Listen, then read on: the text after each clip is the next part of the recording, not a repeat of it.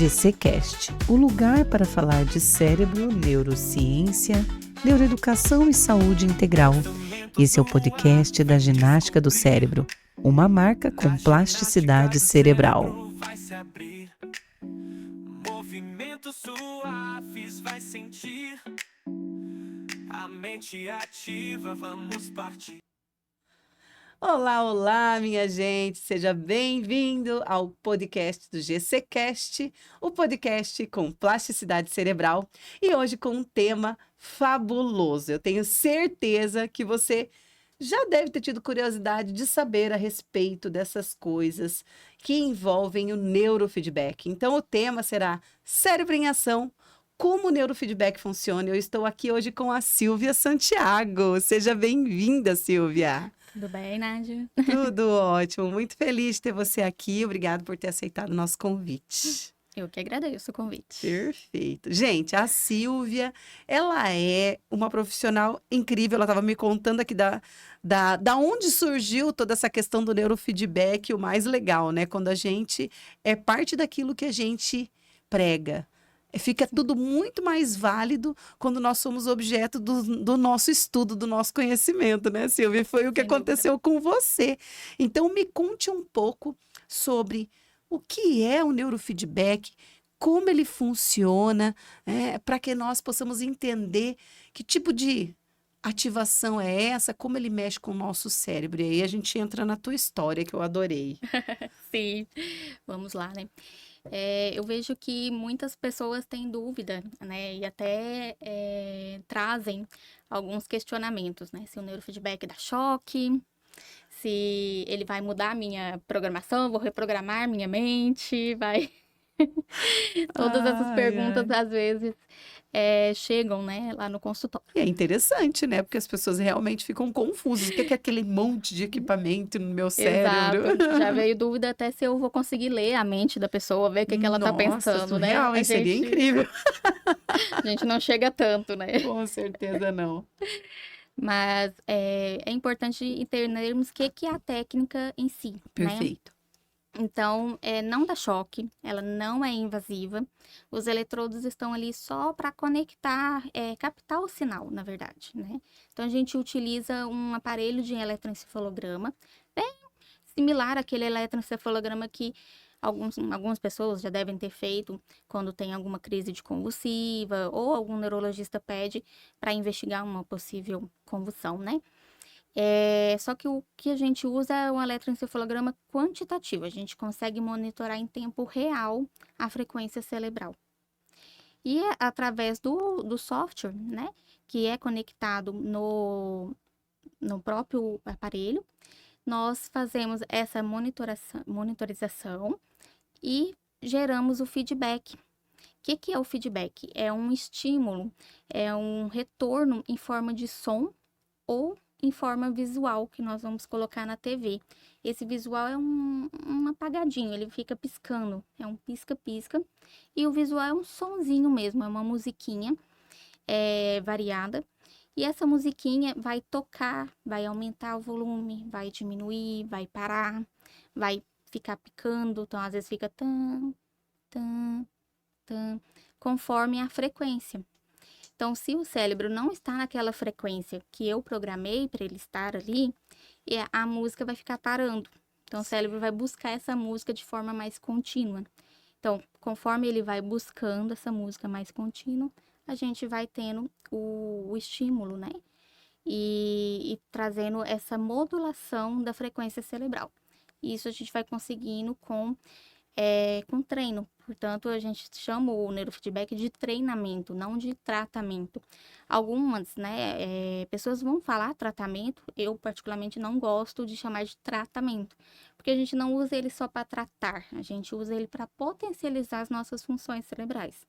Às vezes a gente não está na melhor potência, tem condição de melhorar essa potência, e aí a gente vai atuar potencializando elas, né? Então, eu não gosto de usar esse termo de tratamento, mas é um treinamento, é como se fosse a musculação, né? A gente tem que ir na academia sempre para ir fortalecendo o músculo, e aquele músculo vai ser fortalecido na medida que você repete os treinos. Então, se eu quero fortalecer meu braço, na medida que eu vou repetindo os treinos de braço, eu vou fortalecendo o músculo e deixando, né, o meu braço aqui mais forte.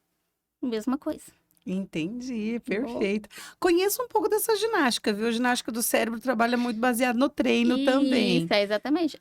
A intenção é trabalhar com a É neuroplasticidade, perfeito. É né? assim que o cérebro aprende. Assim que E é ele vai assim que ele aprender. se remodela, se remodula. Exato. Fantástico. E me diz uma coisa: quando que as pessoas chegam até você? Que indicações, por que que ela precisa? Se fosse analisar, todo mundo precisaria, de Sim. fato. Aham. É algo que vai ser importante para que a pessoa se desenvolva mais e melhor. Uhum. Porém, o que que costuma chegar para você? Quais são as principais indicações desse treinamento? Uhum. Hoje, que está mais em alta, a gente vê até a doutora Ana Beatriz Barbosa, ela divulga muito, né, nos podcasts dela, o TDAH. Então, as pessoas acabam me procurando mais para o TDAH. Quem são essas pessoas, né? Ou os pais de crianças, adolescentes que não querem iniciar a medicação ainda, quer postergar ao máximo o uso dessa medicação, ou as pessoas que já usam medicação, mas ainda não têm um resultado completamente satisfatório ali na atenção, né? Uhum. Então, E se hoje a gente usa vê muito. medicação? Desculpa Não, tranquilo. o meu pensamento já, ó, o cérebro acelerado aqui. E se usa já a medicação, mas quer algo que realmente não vai ser tão invasivo quanto a medicação, para que gradativamente seja retirada essa medicação, também é indicado? É possível, é possível. Eu tenho caso, né, no consultório, de paciente que não reagia bem à medicação, sentia muito efeito Olha colateral. só. Então, fizemos 40 sessões de neurofeedback e essa pessoa, né, ela fazia acompanhamento com o psiquiatra suspendeu a medicação, deu alta em termos de medicação para ela, Que porque ela bacana. conseguiu monitorar as atividades dela e conseguiu mudar o jeito de funcionar, né? E ela acabou tendo mais concentração, mais atenção, melhorou os sintomas de ansiedade, aquela impulsividade, que é típica do TDAH. É lógico que cada TDAH vai ter uma característica mais evidente, né? Mas, no caso, essa pessoa, ela tinha características maiores em termos de desatenção e impulsividade. Então, isso incomodava muito ela, principalmente nas relações. Essa impulsividade, ela tinha uma reatividade, então, ela tinha dificuldade de relações sociais, né? E quando a gente trabalhou, ela melhorou o foco e a atenção, mas a impulsividade também. Então, ela ficou mais tranquila, ela criou um processo de respirar antes de fazer. Ela conseguiu conter esses impulsos típicos, né? E aí, ela conseguiu ficar sem a medicação. Então, para ela, fez um efeito, né? Um outro caso que eu tenho era um paciente que tomava 6 comprimidos de Ritalina por dia. Então, ele tomava a dose de 60 miligramas Uau. por dia. Era necessário, era fracionado, né? A dose ao longo do dia para ele executar suas tarefas, mas ele tinha que tomar essa dose alta de 6 comprimidos. Ele fez 60 sessões. Após as 60 sessões, ele já estava em 2 comprimidos. Ele não suspendeu fantástico. completamente a Ritalina, mas de quem saiu de 6 para 2, Nossa, é um pensa, resultado. um ganho exponencial. Exato. Ele Digamos brincou aí que comigo mais de que. 60%. Exato, esse paciente brinca comigo que eu gerei uma economia, né? Porque ele gastava horrores só em medicamento. Então, se a gente for pensar não só na questão clínica, mas no resultado financeiro também, essa Claro. pessoa já tem uma diminuição, né? Perfeito. E como você disse que é um treinamento, a pessoa ganha alta ou ela segue fazendo algum tipo de manutenção? Como é que é Uhum. isso? A gente faz, o número de sessões é variável, né? Se a gente, eu costumo falar que é variável porque na literatura, se a gente for olhar, geralmente vai ter um pouco enrijecido falando de 30 a 60 sessões. Mas por que que eu não coloco esse número para todo mundo? Porque eu já tive pessoas que com 10 sessões se sentiu super bem. Chegou ali onde ela precisava, onde ela queria. Então, eu não tenho por que eu ficar forçando essa pessoa a ficar em mais sessões. E Uhum. já tive pessoas que precisou de chegar até as 60 sessões. Então, cada organismo é um, né? Cada cérebro é um. Então, é importante a gente ver como é cada um, essa individualidade. Então, cada um vai responder de uma forma às sessões.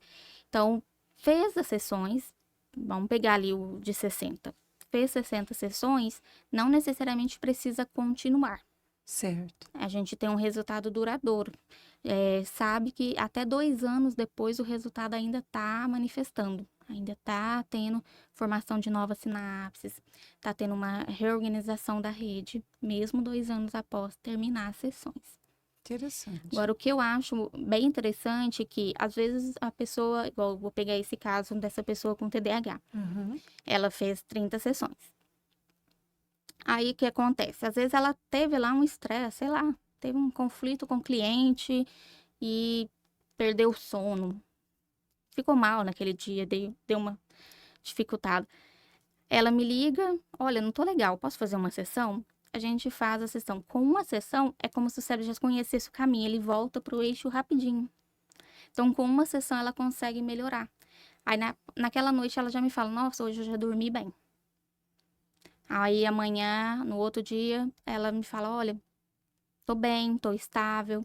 Aí, eu vejo que ela só precisa de uma outra sessão, daí 3, 4 meses, que às vezes apareceu alguma coisa que tirou ela do eixo, assim. Então, não precisa de Entendi. uma manutenção fixa. Pode ser quando a pessoa precisar, né? Muito bem, que interessante, Silvia. E me conta um pouquinho dessa sua história aí, de entrar, né, dentro dessa área, de começar. Você estava me contando do Covid na sua vida e Sim. nesse mesmo período da sua formação. Eu achei fabuloso, porque é um estudo de caso sensacional. Então, Sim. agora você vai ter que contar, compartilhar com todo mundo que está vendo. Vamos lá, né? Perfeito. Não, mas é algo que tenho muito orgulho, né? E vou apresentar no próximo congresso, né, de neurofeedback que vai ter em Guarulhos ano que vem. Que legal, olha Então, aí, parabéns. vai ser um estudo de caso apresentado. Mas foi bem isso. Quando eu estava na formação do neurofeedback, a gente precisa, para receber a certificação, fazer em nós mesmos. Então, nós também precisamos conhecer a técnica, ver o resultado. Então, mais uma vez, não precisa estar doente, né? Porque eu parto do pressuposto que eu não estava doente, eu não tinha Muito nada. bem. Então, eu posso melhorar, eu posso potencializar o meu cérebro. Meu cérebro sempre pode alcançar mais potência e pode ir além. Então, eu fiz o mapeamento do meu cérebro, a gente faz um mapeamento, a gente identifica onde dá para melhorar, faz um protocolo. E naquele protocolo a gente começa a trabalhar, tipo a fichinha lá da academia, né? Então, um dia eu vou trabalhar o braço, no outro dia a perna, no outro dia as costas, é mais ou menos isso. Só que aí no cérebro eu vou trabalhar um dia eu vou trabalhar a região frontal, no outro dia a região central, occipital, né? E cada dia eu vou trabalhar uma região do cérebro, vou treinar essa região específica. Quando eu fiz o mapeamento lá na minha formação, eu não estava sentindo nada, eu não tinha nenhuma queixa. Então, era um mapeamento, eu estava fazendo neurofeedback para melhorar as minhas funções. Eu queria potencializar, eu queria ter mais atenção, eu queria ter mais foco, mais concentração, eu queria ter mais resiliência, ficar mais tranquila, relaxar mais, eu queria isso, né? Esse era o meu objetivo. E aí, eu fiz o meu protocolo baseado nisso. E enquanto eu já tinha feito 10 sessões, eu peguei Covid. Já tinha sido vacinada, se eu não me engano, eu já tinha tomado 3 vacinas. Eu demorei a pegar Covid, não peguei logo no início, isso foi em 2022. Então, Nossa, eu fugi ali da época caótica do Covid, pois acabei é. pegando já vacinada. Só que mesmo vacinada eu peguei, assim, num grau bem intenso. Então, eu tive muita dificuldade respiratória, eu desenvolvi asma depois. Tive todas aquelas questões de dificuldade do Covid, só não precisei ser hospitalizada, né? Só que passou a crise aguda ali, questão aguda do Covid, eu comecei a manifestar disfunções cognitivas importantes. Olha, Então, eu comecei a apresentar lentificação verbal, a frase não saía, eu estava lentificada, a memória, eu acabei de falar uma coisa, ou eu estava no meio da frase, eu falava assim, o que eu estava falando? No meio da frase eu já me perdia, e assim, a ponto das pessoas chegarem para mim e falar, você tá sedada? você tomou algum Deus. medicamento para te sedar? Não, eu não tava, né? Eu tava lúcida, mas eu tava muito lentificada. Eu não era aquela Silvia que todo mundo conhecia. Eu tava uma Silvia muito lentificada. Eu não conseguia fazer mentalmente nada. Tava cognitivamente muito disfuncional. Estudar, ler, eu tinha que ler e reler a mesma coisa 30 vezes, porque eu não conseguia guardar. Eu falei, gente, isso tá incomodando. Como a gente já trabalha na área, e isso era uma queixa bem frequente dos pacientes, eu falava, gente, real, né? Os pacientes queixam dessa dificuldade de memória e eu tô igual. Então, eu já ia partir para medicação mesmo, pensando ali de suplementação. Só que aí, conversando com a minha supervisora, que eu tava ainda, né, na formação, ela falou, Silvia, a gente tá com a faca e o queijo aqui na mão, vamos refazer seu mapeamento. Porque a gente sabe como você era antes. Vamos saber o que aconteceu. Porque as outras pessoas a gente não sabe o antes delas. Então a gente não tem esse parâmetro, né? E aí eu refiz meu mapeamento e deu para ver o prejuízo que eu tava na região cognitiva mesmo. Então eu tive um aumento de ondas lentas, meu cérebro ficou completamente lentificado, principalmente na região esquerda, pegando ali região parietal, occipital do cérebro. Então a gente pegou bastante a região de linguagem, região de memória, né, região de fala, tomada de decisão, que era tudo que eu estava prejudicada mesmo. E aí eu mudei meu protocolo. Então aí agora eu tinha realmente uma queixa, né? Então eu mudei meu protocolo para essas queixas. Então eu fiz as 20 sessões, eu precisava de 30, eu já tinha feito 10, fiz as 20 sessões para o foco no Covid. Os danos que ele te deixou. Nos danos que ele me deixou. E aí, após as 20 sessões, no caso, eu consegui fazer as 20 sessões mais rápidas. Então, eu fazia todo dia. Não recomendo fazer todo dia. Eu fiz por minha conta em risco, né? Porque eu queria melhorar rápido. O resultado, com certeza, poderia ter sido melhor se eu tivesse feito ali 2 vezes na semana ou 1 vez na semana. Mas eu estava em pesquisa mesmo, eu queria saber. Então, era importante eu até saber se todo dia não ia dar certo. Eu vi que eu tive um cansaço mental. É como se eu tivesse um esforço a mais no meu cérebro. Então, todo dia eu não recomendo. Hoje eu não faço com os pacientes todo dia. Mas eu tive um resultado que quando eu refiz meu mapeamento, meu cérebro praticamente voltou àquele cérebro de antes do Covid. Então, eu voltei à normalidade, né? Que interessante, né? O que Assim, é, né? O nosso processo todo de plasticidade cerebral. E essa capacidade, né, Silvia, que a gente tem é algo inato. inato. Não importa a idade, não importa a condição. Exato. Até danos mais severos, como um Covid, por Como exemplo. Covid. E agora a gente tem a Covid longa aí, né? Então, que esse transtorno, essa disfunção cognitiva tá perpetuando. A gente tá vendo pessoas que não melhoraram. Exato. Então, hoje, até 3 meses após o Covid, estava considerado normal. Após 3 meses, não é mais. E temos pessoas aí com 3 anos, 4 anos de disfunção cognitiva. Então, a gente consegue reverter, né? A gente tem técnicas que conseguimos reverter.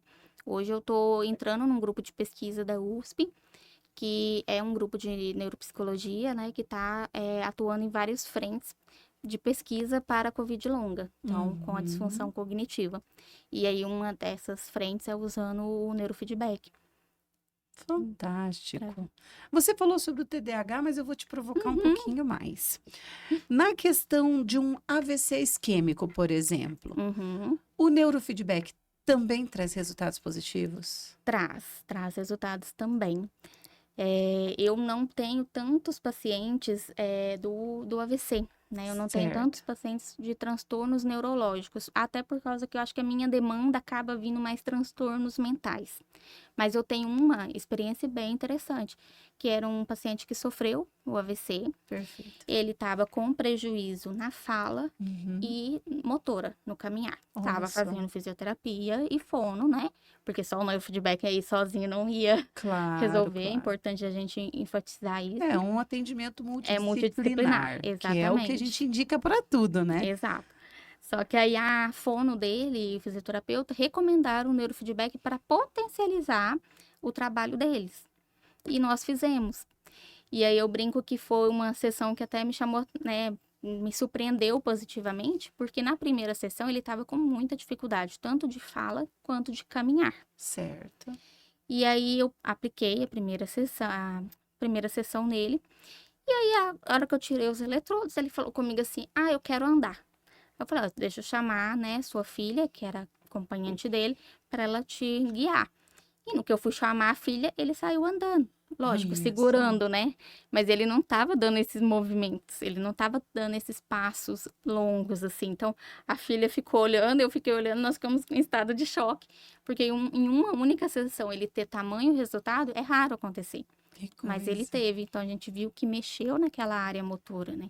Tanto é que ele voltou a andar bem rapidamente. O próprio fisioterapeuta que acompanhou ficou surpreso com a melhora, com a evolução do quadro, né? Recentemente também eu tive uma paciente que eu acompanhei, que é caso de demência frontotemporal, também, né? Um quadro bem delicado, é progressivo. E aí ela tava com a questão da fala. A fala dela tava bem comprometida, bem lentificada. Que idade? Ela tá com 60 Nossa, anos. muito jovem. Sim, bem jovem. Isso é assustador, É Silvia. assustador. Eu já ia pensar assim, alguém de 80. Não, Que é um coisa, quadro que chamou não. bastante atenção. E aí é um quadro que me desafiou, porque eu não tinha atendido ninguém nessa condição. Mas eu até fui sincera com a paciente, falei: ó, nunca atendi. Aí ela falou: ah, eu não tô aqui pra perder nada, né? Não vou perder. Se eu não ganhar também, não vou perder, não vai fazer diferença. Eu quero tentar. Falei: então vamos lá.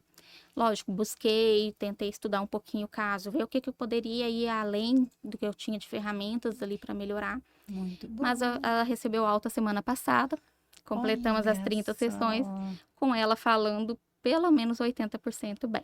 Olha, que Para você ter ideia, interessante. a fala dela era tão pausada que as pessoas estavam ficando com angústia, porque ela falava, ela demorava a concluir a palavra. Então, a palavra, ela, né, se ela fosse responder Nádia, ela ia falar Nádia. Olha Saía só. assim. Então, as pessoas ficavam angustiadas, muitas das vezes tratavam ela com falta de educação, ou até quando ela ia em conversas, as pessoas interrompiam ela e falavam: ah, isso que você quer falar, não deixava ela concluir. Porque demorava mesmo, você tinha Ela que ter estava uma socialmente paciência. afetada. Exato, era uma das queixas dela, porque se ela ia em meios de interação, ninguém deixava ela concluir a palavra. Olha só. E aí agora ela fala, a conversa flui. Não posso dizer que ela voltou 100% de antes, mas uns 85% a gente ganhou. Então, a fala dela flui.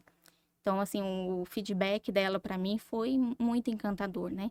De conseguir. Ela até brincou: ah, se minha língua enrolar de novo, eu volto correndo. Isso mesmo. Bora desenrolar Né? isso. Bora desenrolar a língua. Então, Fabuloso, no Silvia. caso dessa paciente, ela optou por não fazer fono, então ela fez só o Perfeito. neurofeedback. Eu acredito que se ela tivesse feito fono junto, possivelmente o resultado dela ia ser Seria maior, melhor. seria É. melhor, né?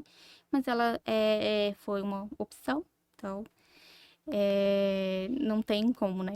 Ela teve o resultado. Ela teve o início de uma medicação que o neurologista passou. Uhum. Eu até que cheguei a conversar com o neurologista se a medicação teria efeito na fala, mas ele falou comigo que não, que a fala realmente, a melhor obtida foi pelo neurofeedback. Muito A medicação não ia ter bem. esse resultado na fala, né? A Que medicação estava ali interessante. para evitar ou diminuir a progressão da demência, Da demência. né? Não o resultado da fala. Então, algo que confirmou também essa questão da fala. Ainda estou impressionada com a idade muito cedo. Sim, E extremamente. acredito muito que isso tenha afetado muitas pessoas hoje em dia, se até com uma baixa percepção, por conta dos processos tecnológicos, de tudo isso que a gente está vivendo. Um Uhum, mundo com alto nível de estresse, um cortisol exato. desastroso entre as pessoas que está causando uma série de problemas. Alimentação, enfim, Sim, estilo de vida, vamos dizer, né? exato. Porque tudo impacta no nosso processo de desenvolvimento. Uhum, Agora eu quero te fazer outras perguntas, sim, fica à vontade. porque eu fiquei ultra curiosa. No caso, você me disse de uma demência específica. No Alzheimer, você já teve algum caso clínico? Não, no Alzheimer ainda não tive. Mas tenho colegas, né, que já tiveram. Muito bem. Reverter, então assim, o Alzheimer depende o grau que essa pessoa chega lá. Se você Uhum. pega um grau ali bem inicial, a gente consegue trabalhar bastante e diminuir bastante a disfunção cognitiva, a alteração de memória, de atenção, você diminui um pouco essa progressão. Agora, se já está num grau mais avançado, aí a gente não tem muito resultado com o neurofeedback.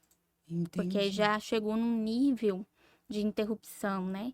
Muito grande. Então a gente não vai ter resultados tão significativos, tão evidentes.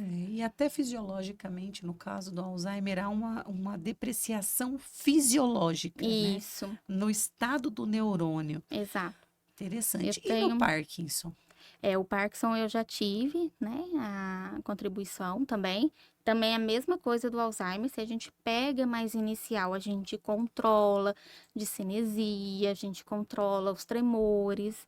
Isso a gente consegue controlar. Só não dá para pegar lá já a hora que tá bem comprometido. Então tem que ser Hum, bem inicial.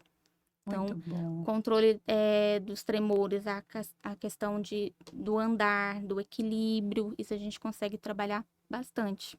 Sensacional, eu Com acredito que é incrível, né? Porque veja, e também aquela coisa, quem tem cuidado com a saúde, Silvia, sempre vai antever problemas. Exato. E aí, o diagnóstico precoce permite que a gente possa ter uma série de intervenções que vão apoiar de Uhum, forma multidisciplinar o processo de desenvolvimento do paciente, né? exatamente. Sensacional.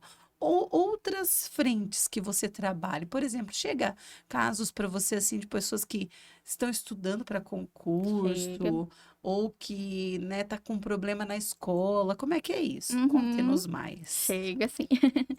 Uma das frentes agora, né, que tá vindo muito é de potencializar o cérebro para estudo. Então, eu já tive um caso de um paciente também, que ele estava estudando para concurso. Quando você faz um mapeamento, nesse caso, ele não tinha nenhuma queixa. Então, o cérebro dele estava tudo bonitinho ali. Quando a gente Uhum. vai falar de padrões, de normas, né? De normativa, ele não tinha nada para mexer no cérebro. Só que é isso que eu acho interessante do neurofeedback. Você nunca vai considerar que não tem nada para mexer. Você sempre vai considerar que aquele cérebro pode ser aprimorado. Que Claro, você liga o pode turbo. potencializar, né? Liga o turbo no cérebro, minha Exatamente. gente. Então, a gente buscou esse foco de potencializar o cérebro para ele estudar. Então, qual que era a meta dele? Ficar mais horas possível estudando. Então, ele conseguia fazer ali cerca de 4, 6 horas por dia. E ele queria uma meta ali de 8 horas de estudo. Uau. Porque ele estava dedicado somente no concurso, né? Eu até brinquei com ele que não podia ser demais, senão ele ia fazer o efeito reverso, Dá gastar, né? rebote. Mas ele me falou assim que chegou, o feedback dele é que ele se deixasse, ele fazia mais de 12 horas de estudo. Disciplina, hein? Exato, disciplina.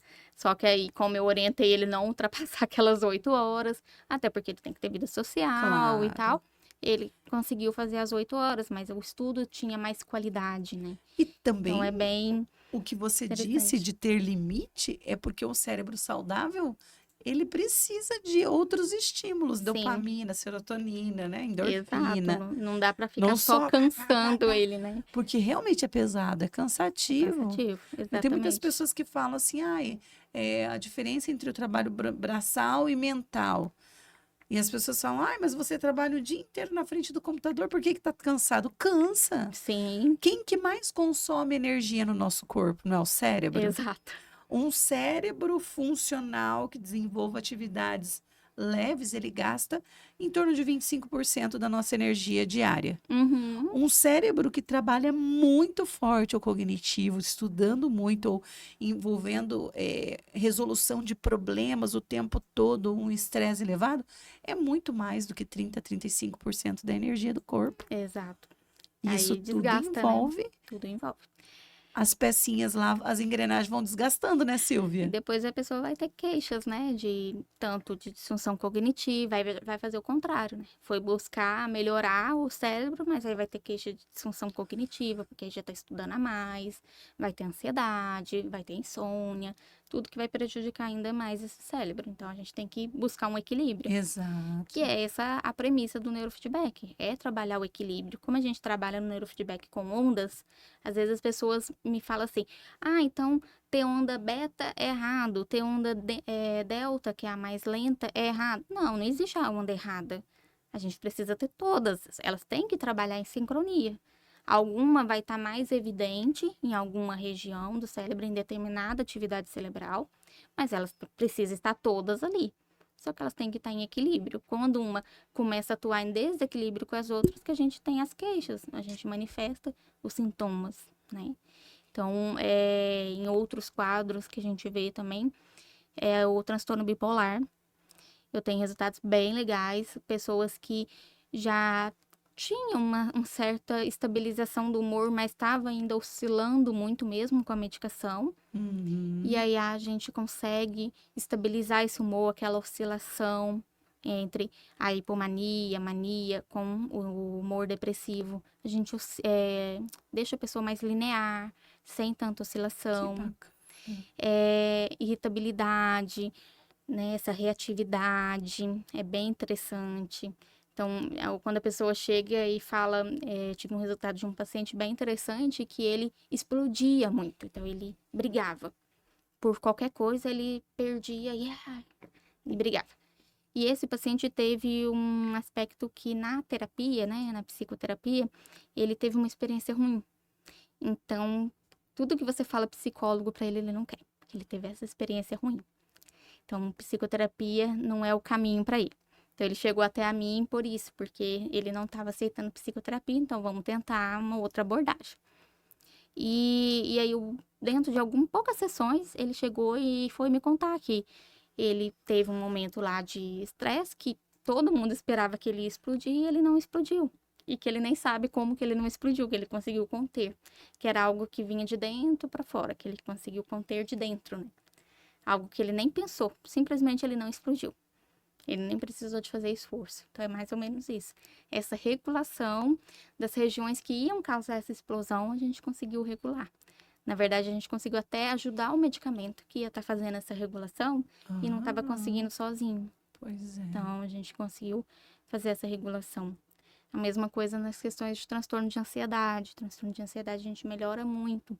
Transtorno de ansiedade, na maioria das vezes, é por uma hiperativação na região parietal, na região temporal do cérebro. Principalmente do lado direito, né? E aí, a gente, quando começa a trabalhar essas áreas, a gente melhora muito, muito os sintomas ansiosos. A pessoa consegue se regular melhor, se autorregular, né? Entra num processo de autorregulação muito mais funcional do corpo, né? Do cérebro de modo geral. Que interessante, muito legal. Teria, assim, mais alguma coisa específica por exemplo, da área de esporte? Isso, você até veio uma informação Legal. legal, né? A área de esporte também. Eu não sou especialista, né? Mas existe grupos de pesquisa do neurofeedback com atletas. E aí, para quem interessar, tem um seriado na Netflix. Se eu não me engano, são 4 episódios. Ele é bem curtinho, chama Quarterback.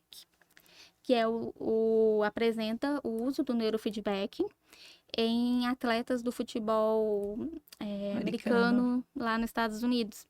Então, é bem interessante até a visão que esses atletas trazem do uso do neurofeedback. Como lá nos Estados Unidos já é bem conhecido, tem atleta que fala lá no seriado que usa o neurofeedback há 10 anos já. Então, Olha que interessante. né, olha o tempo que já usa. Melhora a performance. Melhora a performance. E esse atleta, ele traz essa informação, que tanto melhorou a performance, como melhorou a relação dele em campo. Então, Olha ele não isso. explode com os colegas, ele consegue conter aquela raiva, aquela... Animosidade. Exato. Ali em campo, né? Então, não sai batendo, não sai para cima, consegue manter um equilíbrio, né? Uma homeostase, assim. E ao mesmo tempo, a performance. Então, a gente tem grupos de pesquisa já fazendo pesquisa do neurofeedback com atletas. Eu, particularmente, não tenho nenhuma atleta que veio até mim ainda, então não tenho resultados assim, mas eu acompanho algumas pesquisas que têm resultados bem promissores com o uso do neurofeedback em atletas, Tá mostrando bom. essa questão que é para potencializar, né? O cérebro não é um tratamento, a gente usa para melhorar as funções. Treinamento É um efetivo. treinamento efetivo. A gente quer treinar, a gente quer melhorar a performance desse cérebro, melhorar o que ele já tem de bom. E às vezes, né, nos nossos contextos de vida, a gente pode perder alguma questão aí, sair um pouquinho da linha e ele volta, né? A gente pro eixo aí. E a gente fica melhor. Interessantíssimo. E aí, minha gente, para você que está aí acompanhando, que acha que o cérebro não é o órgão mais importante do corpo, já começa a mudar alguns paradigmas, porque a gente está aqui há anos falando sobre a importância, Silvia, da gente cuidar do nosso cérebro. Sim, Porque um cérebro funcional, ele se alimenta melhor, ele desenvolve atividades físicas melhor, a gente supera deficiências até de uma maneira muito melhor. Né? Os exatamente. transtornos de aprendizagem, você acabou de dizer, né? Transtornos de humor, enfim.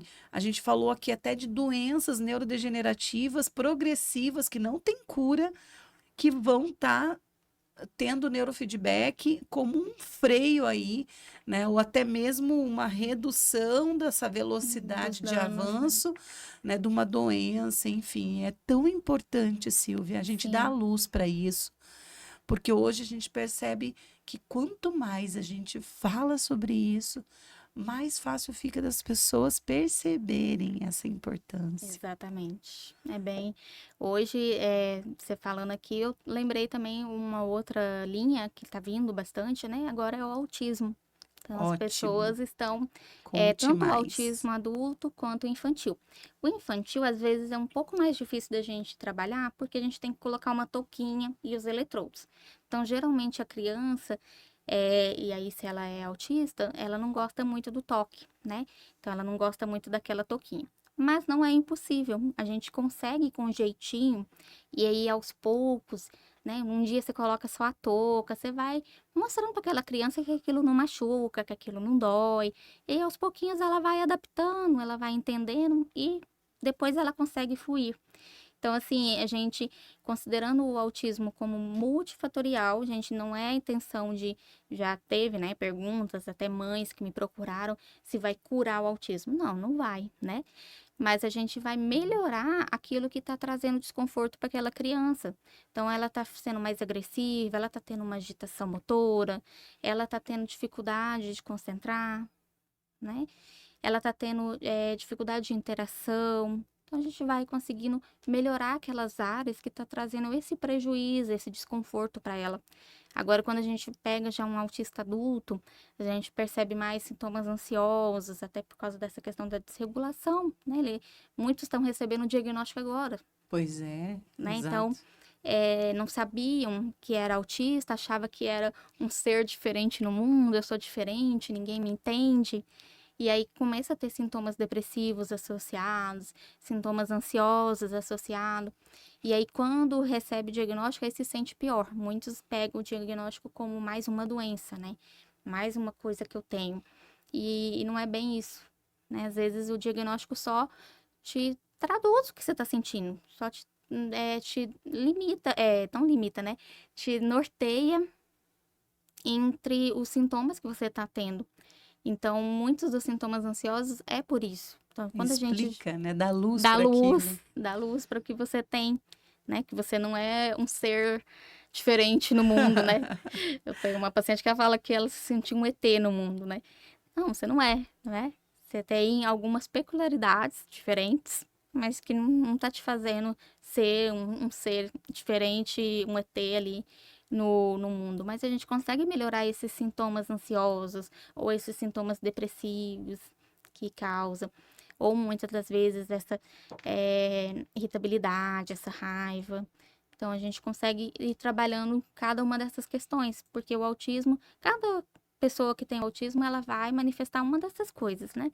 Pode ser que manifeste o combo ali, mas às vezes vai manifestar um ou outro. Então a gente não tem um protocolo sistematizado. A gente vai fazer o protocolo para aquela pessoa, dentro daquela queixa que ela traz. né? Então, isso também é importante. Eu tenho um Claro. paciente, por exemplo, que a queixa dele principal, ele é autista, e a queixa principal é a falta de atenção. Só que aí ele tem uma questão de uma irritabilidade também. Só que a irritabilidade para ele não é. Ele não quer melhorar ela, ele acha que tá tudo bem. Eu sei irritar, tá tudo Eu certo. sou irritada e tá tudo certo. Então, Aham. assim, eu não vou discutir com ele que aquela irritabilidade tá errada, entendeu? Ele que precisa de ter essa consciência, Visão, essa né? visão. Então, às vezes, a irritabilidade, quem tá incomodado é quem tá perto, né? Aham. Não ele. Mas, consequentemente, fazendo neurofeedback vai melhorar Ele isso também. melhora, sim, ele Sem ele querer. melhora. Sem ele querer, ele melhora. Então, a gente atua ali, a gente vai fazer o foco na atenção, mas querendo ou não, atua em tudo. Então, depois de um tempo, ele já vai perceber menos irritado, mais concentrado, né? Tem várias funções legais ali. Muito interessante, muito interessante. E de tudo isso que a gente já falou aqui, fora eles, tá? Agora eu vou te provocar mais um pouquinho, Silvia. Em que você gostaria de aplicar para ver você efetivamente o neurofeedback, o resultado que você ainda não aplicou, que seria interessante ver? Aham, Algum caso da psiquiatria ou da gerontologia sim. ou enfim, Eu qual o tenho, caso que você gostaria eu assim tenho de interesse no caso de psicose da esquizofrenia, interessante? né? Tem casos dentro da área do neurofeedback que já trataram? Tem. Na literatura tem. Eu, Muito particularmente, não bom. peguei. Mas na literatura tem e tem resultados de melhora dos delírios, né? Que Deixar a interessante. pessoa mais funcional possível dentro do delírio dela, né? Ela vai ter um delírio residual, mas que ele não seja tão intenso, tão prejudicial Hum, para ela. E eu tenho essa curiosidade de pegar um paciente nesse estilo e ver qual que seria o resultado, né? muito Com bem, ele. muito bem. Perfeito. E o que mais você também indicaria, né? A pessoa que está aí, de repente, nos assistindo e que está aí sofrendo de alguma questão específica, né? Qual seria, assim, os casos mais que vocês mais têm relato de sucesso mesmo dentro do Uhum, neurofeedback? sim. Os melhores relatos que a gente tem mesmo, não que os outros não tenham, né? Mas o que eu percebo que o sucesso maior ou mais evidente é os sintomas ansiosos, então ansiedade generalizada, toque, né? Paciente com toque, a gente melhora muito aqueles comportamentos compulsivos, então melhora aqueles rituais, tá? É, o TDAH, atenção, foco, a concentração, tudo a gente consegue aprimorar ali. Sintomas depressivos, então já questões de depressão recorrente, a depressão muito resistente, mesmo com medicação, que a pessoa está se sentindo muito para baixo ainda, a gente tem uma melhora bem efetiva. Tanto é que eu fui para o neurofeedback por causa de um caso assim de depressão, a pessoa teve um resultado muito legal e eu falei, nossa, essa ferramenta é muito boa, eu quero. Fui conhecer por isso. É, E a questão da bipolaridade, que eu percebo também um resultado muito legal. Que interessante. E a partir de que idade a pessoa pode começar, pode fazer? Eu, Qual é a eu faço a partir dos 6 anos. Muito bem. Tem Não, relação com a alfabetização ou com as podas iniciais ali? não, Não. não tem prejuízo. Pode, né? Eu conheço pessoas que fazem até em crianças de 2 anos. Tá? Olha só. Eu, Silvia, não consigo, porque assim, eu não tenho. Acho que quem trabalhou na pedagogia, igual essa pessoa, é pedagoga. Então, ela é uma profissional que ela consegue trabalhar mais, ela consegue deixar a criança quietinha ali. Eu não consegui. Dificilmente você consegue deixar uma criança Ah, de então é relacionado ao ao comportamento na comportamento hora da na hora. sessão. Exato. É porque você Entendi. precisa de ficar quietinho. Não dá Entendi. para ficar mexendo, porque assim, por mais que eu coloque ali uma televisão, se é uma criança, eu coloco um desenho para ela assistir, para ir passando o tempo enquanto ela tá recebendo o estímulo. Mas tem criança que ela passou 10 minutos de desenho, ela já quer levantar, né? E quando ela é muito pequenininha, é mais difícil. Então, assim, eu faço a partir de 6 anos, que aí geralmente a criança já começa a entender que você pede para ela ficar quietinha, ela já compreende, né? Mas tem profissionais que fazem é com idade menor, não é contraindicado em idade menor. Se a criança for muito tranquila, assim, eu até faço. Legal. E qual é o tempo médio da sessão? A duração da sessão é em torno de 40 minutos a 1 hora. E aí hoje eu tô assim, recomendando fazer uma vez por semana, até por causa da questão de deslocamento, né? Não é todo mundo que tem tempo e consegue ficar deslocando 2 vezes na semana. Se conseguir fazer 2 vezes na semana, ótimo. O resultado não vai ser melhor do que uma vez na semana, mas vai ser mais rápido. Mas se uma vez na semana já é o suficiente para a gente ter resultado. É importante a constância, né? Não dá para eu fazer uma semana, pausar 4, voltar uma. A gente tem que ter constância, igual na academia. Perfeito. Então eu preciso ter essa constância, ser bem certinho, que ele é um treino. Mas pode ser uma vez por semana, nesse período aí de 40 minutos a 1 hora. Já que você não tocou nesse assunto, lá vem eu. Dentro do ambiente corporativo, pessoas que estão lá, trabalham muito com o processo cognitivo, estão ali à beira de um burnout, né? É recomendado também o neurofeedback? É recomendado. Que interessante, né? É Veja só, recomendado e gente. ajuda muito, né? Porque vai melhorar cognição, vai reduzir estresse, porque o neurofeedback ele causa um relaxamento, né? Então, Aham. assim, tem pacientes que levantam e falam, ah, jura, eu tenho que levantar, né? Porque ele te causa um relaxamento. Então, tem protocolos que a gente promove um relaxamento tanto físico quanto mental. Então, literalmente, você sente que você tá flutuando, assim. Que bom, É hein? bem relaxante. Então, pensa, né? Pessoas que estão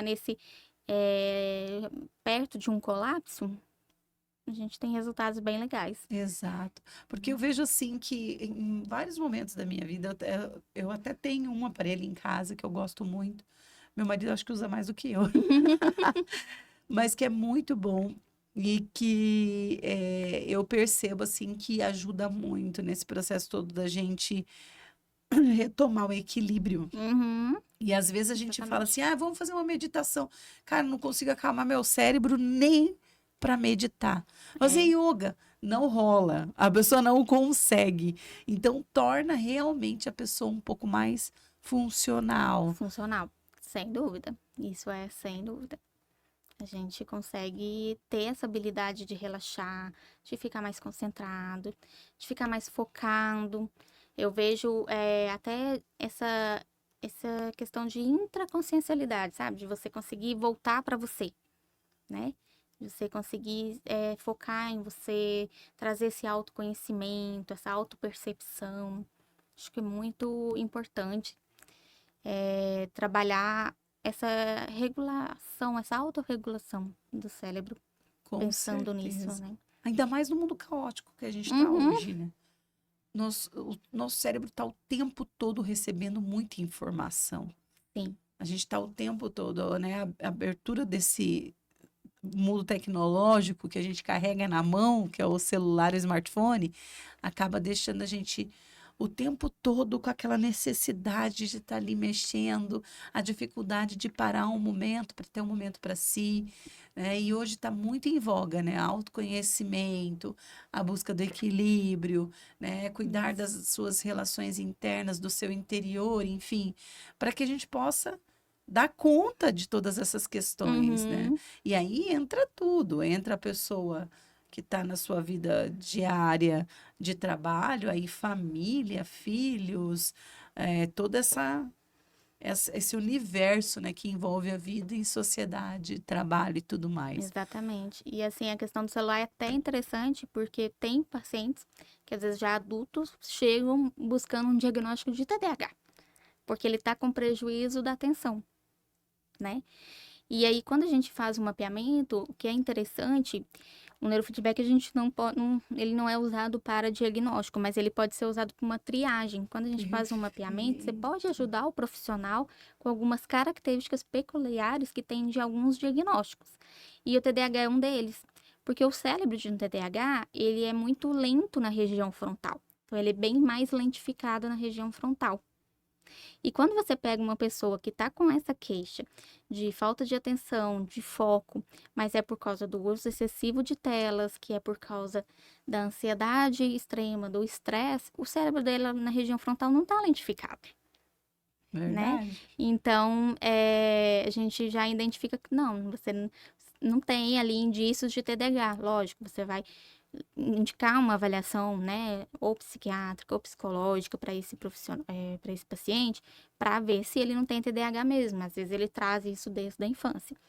Mas na maioria das vezes não. Esse prejuízo da atenção, esse prejuízo da memória está sendo por disfunção cognitiva pela vida agitada que a gente está levando, pelo uso excessivo das telas, pela correria, por não tirar um tempo, de não respirar, né? Que coisa, né? A higiene mental, ela é necessária. Uhum, exatamente. A gente vê o tentar tempo todo, sair. né? Só no celular. Exato. Maravilhoso, Silvia. Adorei essa conversa. Achei super produtiva, bem interessante. Eu acho que tem tudo a ver com a ginástica do cérebro, Sim, porque sem é dúvida. mais uma forma de tornar o nosso processo cognitivo realmente mais funcional, às vezes muito mais potente, porque às vezes a pessoa não tem nenhuma questão de dano ou queixa e tudo mais, porém ela pode ser um ser humano melhor, né? No Sem trabalho, nas relações, até pensando em prevenir doenças neurodegenerativas, porque é fundamental Sim, a gente exatamente. poder cuidar do nosso corpo de forma integral. E tudo começa pelo cérebro.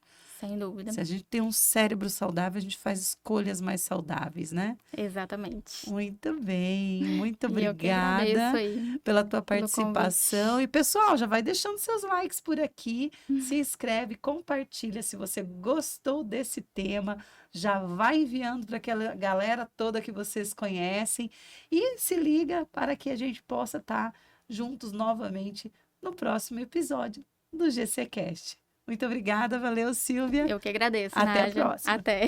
Tchau, tchau.